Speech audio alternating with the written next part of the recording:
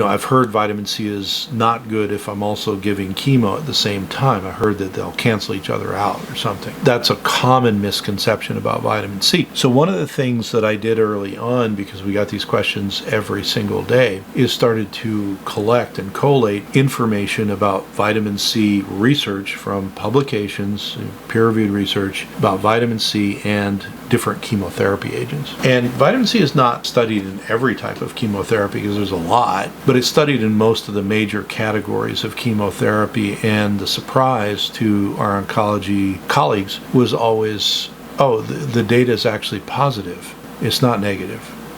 And so this idea we have, which looks good on paper, that vitamin C is going to cancel out the chemo, turns out not to be true. It's actually very, very supportive and in some cases synergistic with your chemotherapy. So we really had, after a while, no major problem with the collaborating oncology teams referring to us. And anecdotally, what they would say is, after the first year or two, it appears that my patients who see both of us, so they're seeing the integrative team and getting, all the integrative stuff and the IV vitamin C, and then they're seeing us and getting chemo or whatever, it appears that those people have better quality of life and maybe better outcomes. And indeed, what we showed over time, we had increased length of life in a number of very difficult to treat cancers. And then that led to some follow-up research that's going on currently, and they're being a little more specific about it, etc.